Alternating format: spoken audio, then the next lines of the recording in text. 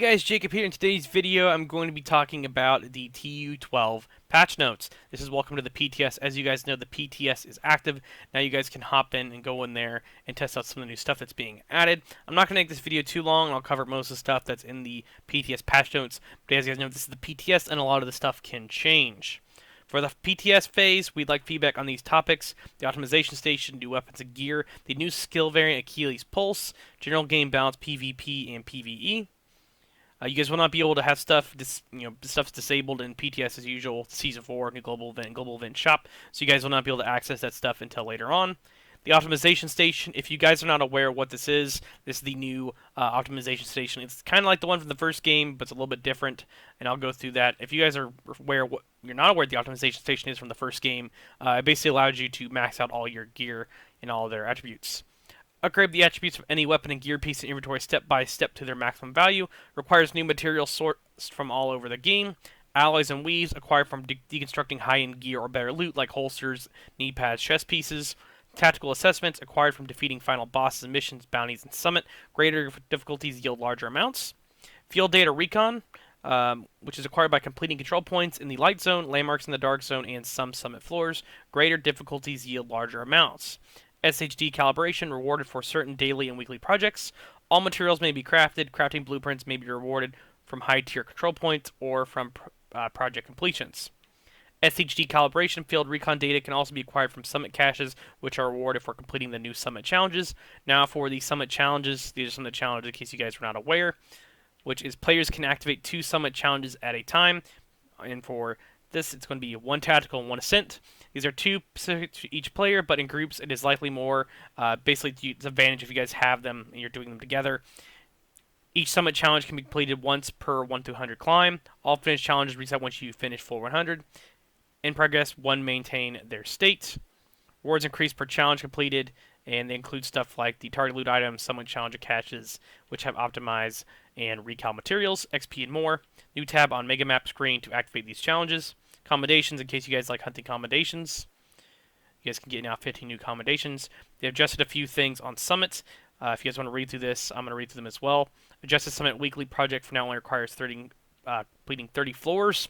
Completing every 3rd floor and every 10th floor now rewards an additional target loot item. This would be completing on floor 3, 6, 9, 10, 13, 96, 99, 100. Added a new objective type and a couple new objective variants, which makes me very happy. That's something I wanted to be added in Summit. Adjusted the frequency of specific objectives. This should make encountering multiple drone objectives in a row less frequent, which was kind of annoying. Adjusted the frequency of rogue agent encounters in the Summit. Reduced cooldown between when you can encounter rogues and a second time. So that way you don't fight one rogue and then you clear one room, then fight a few guys and go to the next room and there's rogues. So you guys will fight them like every other time and you don't have to fight them back to back.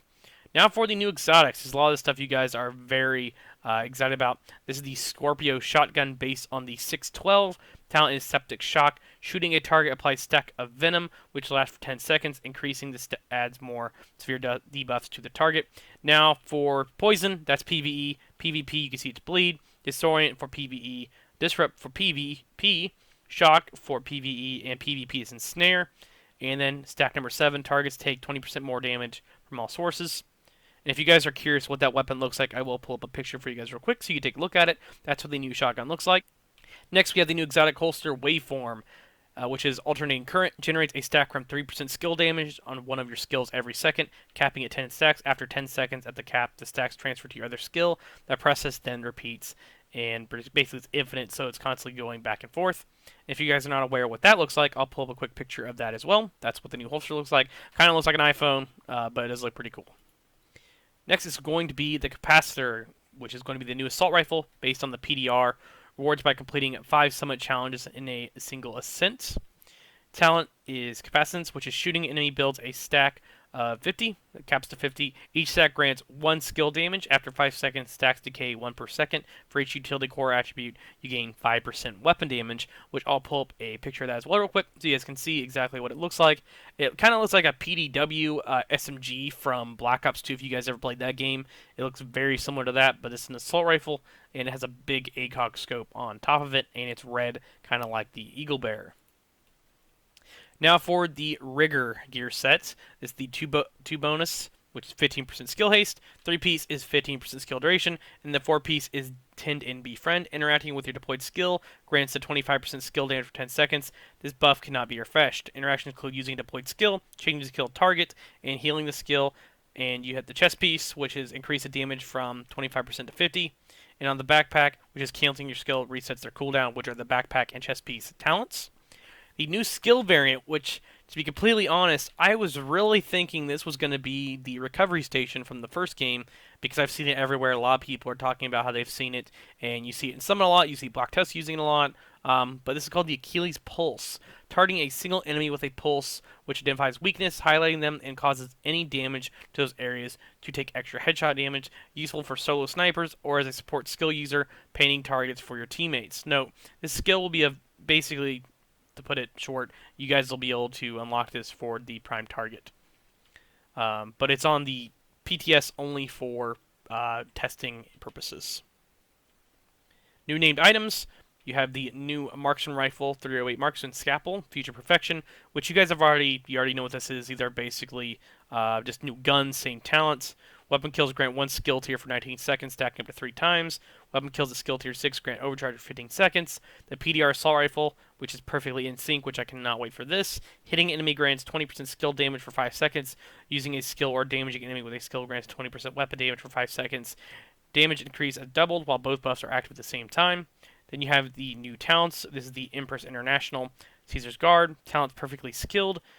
Skill kills have 30% chance to reset skill cooldowns. Then perfectly calculated, which is on the Empress International Backpack and Battery Pack, which is kills from cover reduce skill cooldown by 15%. Now this is the Empress International new brand set. 10% skill health, 10% skill damage, and 10% skill efficiency. New weapons, Marksman Rifle Tactical 308 and Assault Rifle PDR. New directive, Ragers. Killing an enemy fills the Rager meter or nearby hostiles. Rage depletes over time. A full rage meter makes an enemy enraged, which grants overheal. Killing an enemy removes all rage from nearby hostiles. An empty rage meter makes an enraged enemy return to normal. Replaces special ammo directive in missions and global difficulty selection. This directive is also available in Summit, which increases the total selectable difficulty to 10 for the Summit. Gameplay changes, new functionality, skill pickup, which I know a lot of you guys are very happy. The turret skill platform can now be picked up after being deployed. The pickup functions in the same way as the Hive. The player presses and holds a skill button while next to the skill. The turret cooldown can be reduced either based on remaining duration or remaining ammo. The less duration or ammo remaining, the longer the cooldown will go into. So now you guys can pick up your turret, which is really nice, and a lot of people have been wanting that for a very long time. New functionality, always show mask option. The ability to toggle your mask on and off anywhere now will be available as an option for those who want to fine-tune their look of their agents. So now if you guys want to see your mask, like say you want to have a True Patriot mask on 24/7, you guys can now do so. Mod filtering UI improvements can now filter out defensive, offensive utility. Can also filter out crit chance, health, skill haste, and etc. Balancing, Bighorn mag increased from 40 to 30. Inventory space went from 150 from 100. The loadouts went from increased the number of loadouts to 16 from 12. Each applies to each character and amount. Now these are much of the bug fixes. If you guys want to read through all these, you can, but I'm not going to go through all of them. But you guys will see there are a bunch as usual. See, these are all the bug fixes in case you guys want to read through all those. But overall, that's really going to be about it for the TU12 PTS patch notes. But that's about it, guys. Thank you all for watching. Make sure you subscribe for more Vision 2 content, and I'll catch you guys later.